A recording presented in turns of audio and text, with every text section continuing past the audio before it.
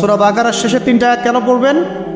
কারণ নবী সাল্লাল্লাহু আলাইহি ওয়াসাল্লাম বলেছেন, রাতের বেলা সূরা বাকারার 3টা আয়াত যে ব্যক্তি পড়বে, সারা রাত যদি আপনি নফল নামাজ পড়তেন, যে নেকি হতো, এই 3 আয়াত পড়ার মাধ্যমে সেই নেকি হয়ে যাবে।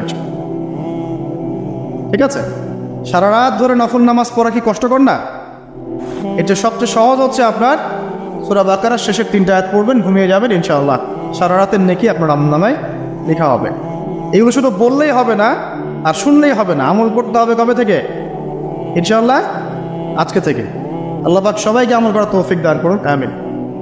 এরপর কি করবেন? এরপর 3 কুল পড়বেন। কয় কুল? 3 কুল। কোনটাকে 3 কুল বলে? বিসমিল্লাহির রহমানির রহিম, কুল হুয়াল্লাহু আহাদ, এটা একটা। কুল আউযু বিরাব্বিল ফালাক, এটা একটা। কুল আউযু বিরাব্বিন নাস, এটা একটা। এই 3টা সূরা কার মুখস্থ নাই? এমন কেউ কি আছে যে এই 3টা সূরা মুখস্থ নাই? আছে? যদি থাকে তার গলায় দড়ি দেওয়া উচিত। যদি এমন কেউ থেকে থাকে মুসলিম সমাজে যার এই 3 কুল মুখস্থ নাই, তার গলায় দড়ি দেওয়া উচিত, লজ্জায়। আত্মহত্যা করতে উৎসাহিত করছি না। ওই যে পরীক্ষার রেজাল্ট খারাপ হলে আত্মহত্যা করে না, দেখেন না?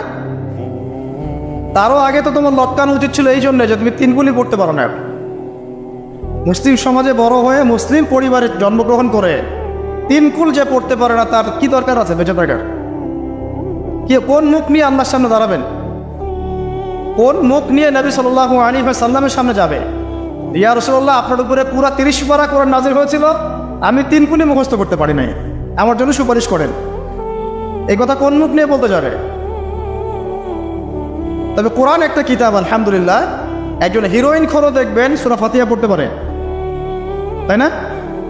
একজন হিরোইন খোরকেও দেখবেন সূরা ফাতিহা বলতে পারে। কোরআনের মুজিজা, সবার মনের মধ্যে আল্লাহ পাক কোরআন ঢুকিয়ে দিবে। তবে চেষ্টা থাকতে হবে না? চেষ্টা করতে হবে। বাচ্চাদেরকে শেখান, বাচ্চাদেরকে লাড়া লাপ্পা না শিখিয়ে বাচ্চাদেরকে ভালো কিছু শেখান। নাহলে এইসব সন্তানরা, এইসব যুবক যুবতীরা বড় হয়ে যে ফিল্ম স্টারদের পিছনে দৌড়াবে, পর্ন স্টারদের পিছনে দৌড়াবে। বিদেশ থেকে কোনো মেয়ে যদি বাংলাদেশে আসে নাচতে, এদেরকে দেখতে টিকিট কাটতে যাবে 12,000 15,000 টাকা দিয়ে।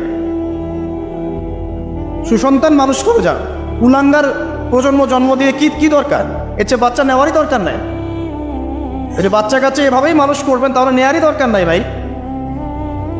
বন্ধা থাকেন, বিয়েই করার দরকার নেই আপনার। বাচ্চা তো মানুষ করতে পারছেন না। আল্লাহ পাক আমাদেরকে বোঝার তৌফিক দান।